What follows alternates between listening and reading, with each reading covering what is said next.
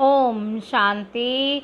आज 2 सितंबर 2023 आज की साकार मुरली के अनमोल मधुर महावाक्य हैं। बाबा कहते, मीठे मीठे बच्चे, अभी तुम्हारी ज्योति जगी है। ज्योति जगना अर्थात बृहस्पति की दशा बैठना। बृहस्पति की दशा बैठने से तुम विश्व के मालिक बन जाते हो। बृहस्पति की दशा बैठने से तुम विश्व के मालिक बन जाते हो। आज की मुरली का प्रश्न है, सतयुग में हर घर की विशेषता क्या होगी? कलयुग में हर घर क्या बन गए हैं? उत्तर है, बाबा कहते, सतयुग में हर घर में खुशियां होंगी, सबकी ज्योति जगी हुई हो। कलयुग में तो घर घर में गमी चिंता है, हर घर में अंधियारा, आत्मा की ज्योति उझाई हुई है। बाप आए हैं अपनी ज्योति से सबकी ज्योति जगाने, जिससे फिर घर में दिवाली होगी। गीत है, माता ओ माता। ओम शांति।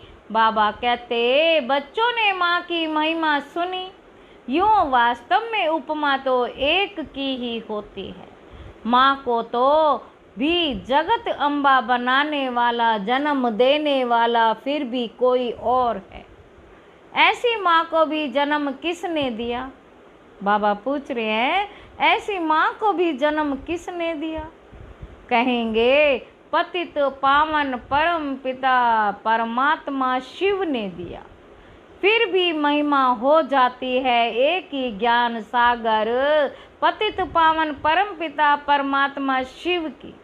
वह बैठ बच्चों को अपना और अपनी रचना के आदि मध्य अंत का, पतितों को पावन बनाने का राज समझाते। यह तो बच्चे समझ गए हैं। इस समय पतित राज्य है जिसको रावण राज्य कहा जाता है। अभी जिसको रावण राज्य कहा जाता है, अभी दशहरा आता है ना, ये तो समझाया गया है। ये सब अंधश्रद्धा के उत्सव हैं। ऐसे तो कोई है नहीं कि एक रावण था, लंका थी, लंका सिलोन को कहा जाता है। दिखाते हैं वहाँ सागर पर बंदरों ने पुल बनाई।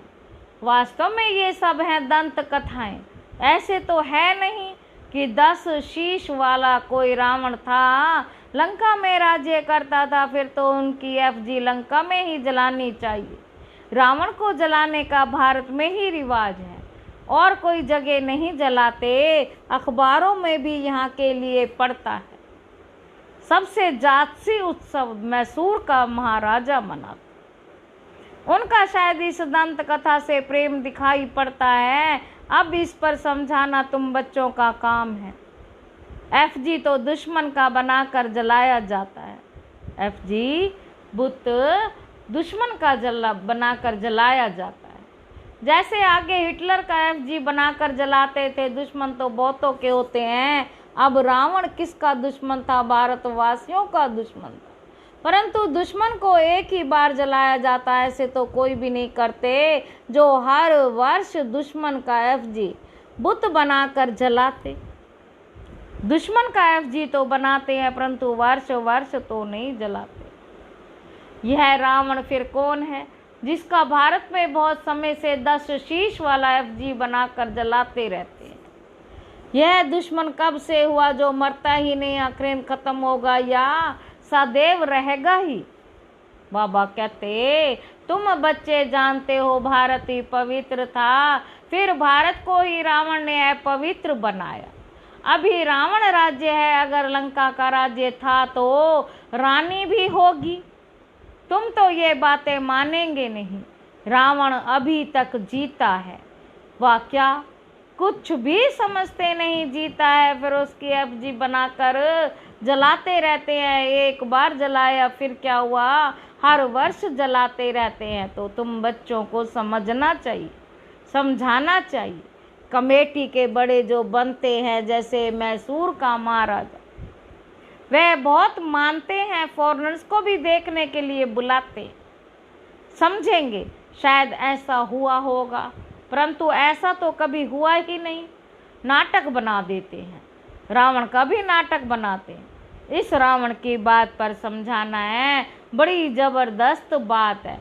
अभी तुम रावण राज्य में बैठे हो, पतित दुनिया को ही रावण राज्य कहा जाता है। अभी राम राज्य और रावण राज्य को राज समझा कर तुमको समझाया गया है। रावण 5 विकारों को कहा जाता है और कोई नहीं। तुम समझ गए हो। रावण का राज्य अभी भारत में है, भारत में ही दशहरा, दीपमाला आदि मनाते हैं। तो समझाना पड़े, अगर रावण जीता है तो रावण राज्य ठहरा ना, रावण है पतित बनाने वाला।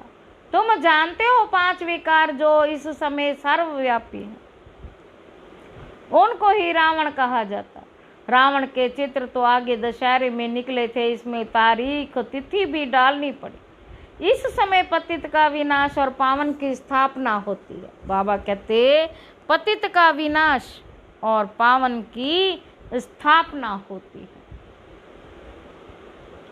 तुम पतित से पावन बन रहे हो, पावन बन जाएंगे, फिर रावण संप्रदाय को आग लगेगी, रावण खत्म हो जाएगा, सतयुग में कोई एफजी नहीं बनानी पड़ेगी, सब पावन बन जाएंगे। आत्मा में सतो प्रदान की जब ताकत थी तो जागती ज्योत थी, पतित बनने से वे ज्योत उझा गई, आत्मा ही पतित बनी है।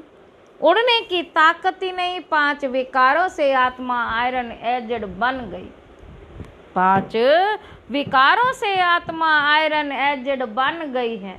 ये जरूर समझना है, आत्मा को जागृत करने वाला एक बाप है।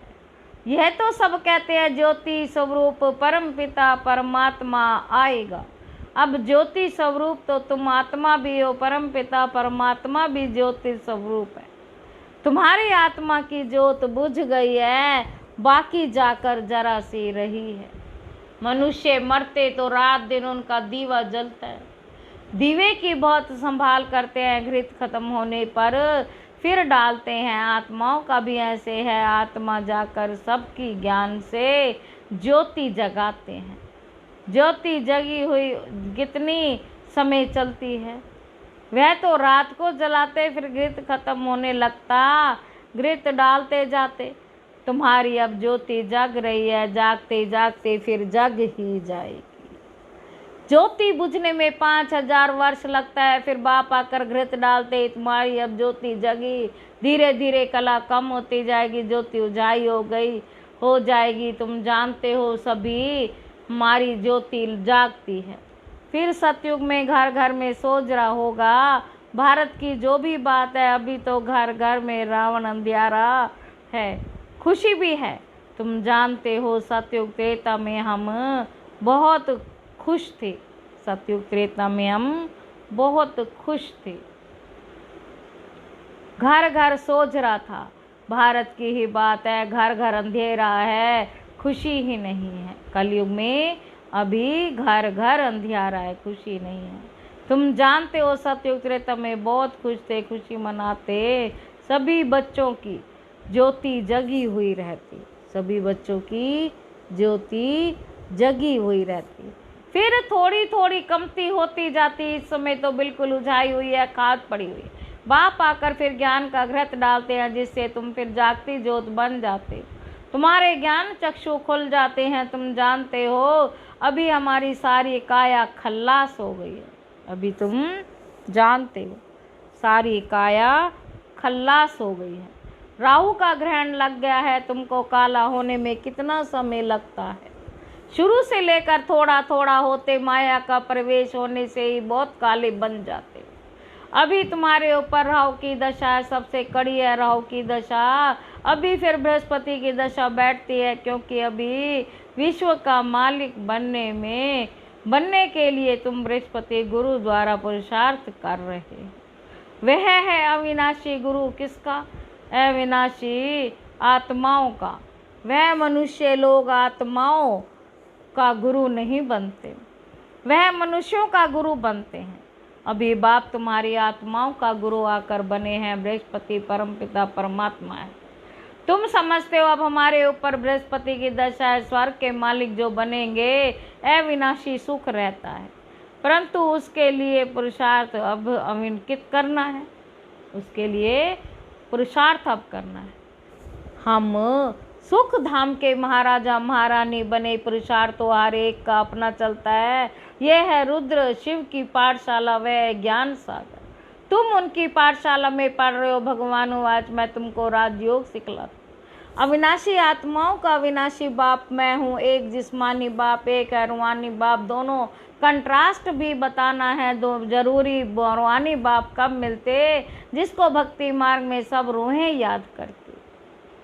जिस्मानी बाप तो है विनाशी, आत्माएं तो विनाश नहीं होती हैं। तुम आत्मा तो हमारा जो लौकिक बाप है, वह तो जन्म बाय जन्म हम बदलते आए हैं। बाप बिगड़ तो बच्चों का जन्म हो ही नहीं सकता। फिर तुम बच्चों को विशाल बुद्धि मिली है, तुम समझ सकते हो कब से हम दो बाप वाले बनते। सतयुग में तो एक ही बाप लौकिक बाप होता है, उनको ही याद करते। आत्माओं को उस रूहानी बाप की याद करते दरकार ही नहीं रहती। आत्माओं को सतयुग में तो एक ही लौकिक बाप होता, वहाँ शरीर भी गोरा मिलता, प्रारब्ध भोगते, इसलिए वहाँ बाप को याद नहीं करते। सतयुग में बाप को याद नहीं करते। तुमको यह समझाना है, भक्ति मार्ग में एक अविनाशी लौकिक बाप, वह तो हर जन्म में दूसरा मिलता है। तुम आत्मा तो अविनाशी हो, अविनाशी बाप को याद करती हो। कहते भी हो परम पिता परमात्मा रहने वाले पिता। लौकिक पिता कभी परम पिता नहीं कहेंगे। ये हो बाप का राज समझाया बहुत जरूरी। रावण का राज्य भी समझाना है। रावण राज्य अर्थात पतित राज्य अभी है, इसलिए पतित पावन को बुला रहे हैं। वह अविनाशी बाप है। दो बाप जरूर सिद्ध करने हैं, दो बाप जरूर सिद्ध करने हैं। आत्माओं का भी बाप है, इसलिए पारलौकिक परम पिता परमात्मा को याद करते। हर जन्म में लौकिक बाप आप बाप और हम मिलते हैं। हर जन्म में लौकिक बाप और हम मिलते हैं, फिर भी उस रूहानी बाप को याद करते हैं। कभी कर्म बदलता नहीं। बाप भी कहते हैं बरोबर तुम मुझे याद करते थे। बाप भी कहते हैं, है परम पिता परमात्मा कब तक तुमको याद करना है। फिर बाप कब मिलता है ये तुम अभी जान गए हो।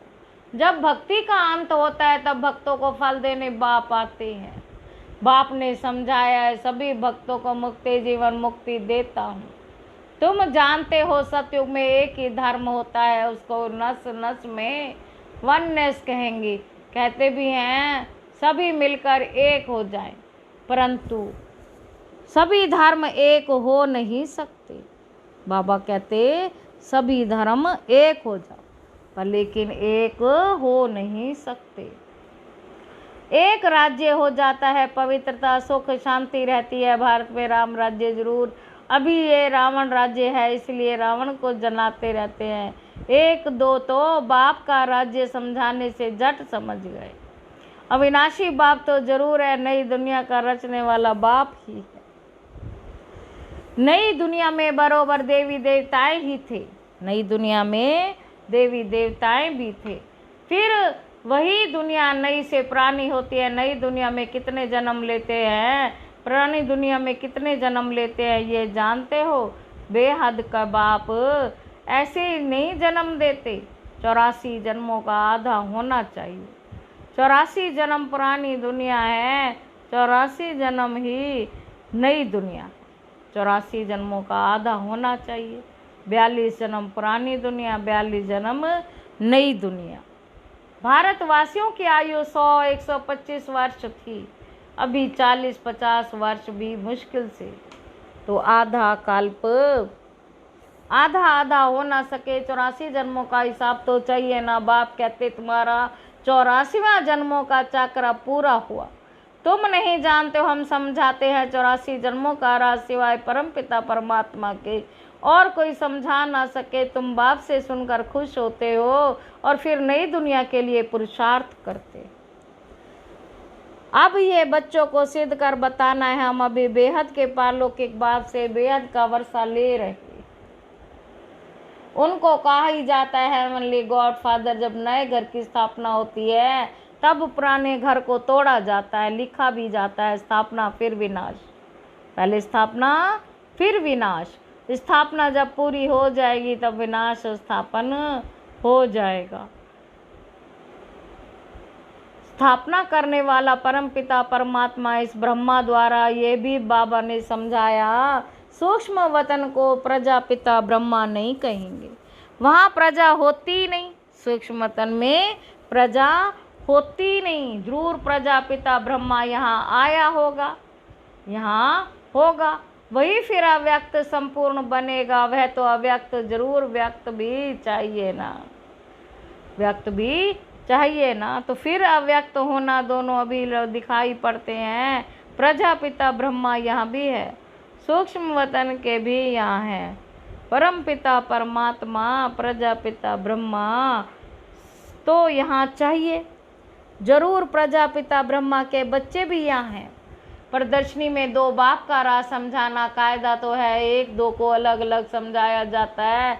अब यहाँ किसको कैसे समझाएंगे? समझाने के लिए तो एकांत चाहिए, समझाने के लिए तो एकांत चाहिए। वहाँ तो बहुत हंगामा होगा, यहाँ तो सबको 1-1.5 घंटा लग जाता समझाने में। वहाँ इतना रूढ़ी, इतना हंगामा होता है। यहाँ तो तुमको 1-1.5 घंटा लग जाता है समझाने में, वहाँ इतनी बड़ी भीड़ में समझाना बड़ा मुश्किल हो जाएगा। अनेक प्रकार के धर्म वाले कोई क्या कहेंगे, कोई क्या चुप करके बैठते रहेंगे। तुम सुनाएंगे, एक लौकिक जिस्मानी बाप है, दूसरा पारलौकिक रूहानी बाप है। वह पारलौकिक परम पिता परमात्मा अब ब्रह्मा द्वारा स्थापना हो रही। ब्रह्मा की नरक का विनाश भी सामने खड़ा है, माँ भारी लड़ाई भी है ना, बरोबर ये राजयोग भी राजाई प्राप्त करने का पाठशाला है। भगवानुवाद सभी को दो बाप है। श्री कृष्ण को सभी आत्माओं का बाप नहीं कहेंगे, आत्माओं का बाप परम पिता परमात्मा कहते हैं कि माँ में कम याद करो। अच्छा, मीठे मीठे सिकिल अधे बच्चों प्रति माता पिता बाप दादा का याद प्यार और गुड मॉर्निंग। रूहानी बाप की रूहानी बच्चों को नमस्ते।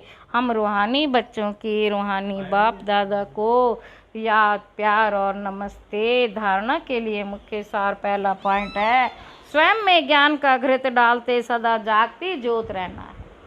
बाप की याद में रह राहु का ग्रहण उतार देना है। दूसरा पॉइंट, रूहानी और जिस्मानी दो बाप है, ये पहचान हर एक को देकर बेहद के वर्षे का अधिकारी बनना है। आज की मुरली का वरदान है, प्रवृत्ति में रहते एक बाप के साथ कंबाइंड रहने वाले देह के संबंधों से निर्वृत्त भव। प्रवृत्ति में अगर पवित्र प्रवृत्ति का पाठ बजाना है तो देह के संबंधों से निर्वृत्त रहो। मैं पुरुष हूँ, यह स्त्री है, ये भान स्वप्न में भी नहीं आना चाहिए।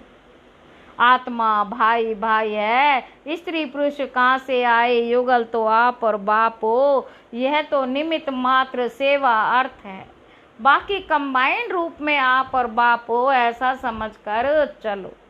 तब कहेंगे हिम्मतवान विजयी आत्मा, तब कहेंगे हिम्मतवान विजयी आत्मा।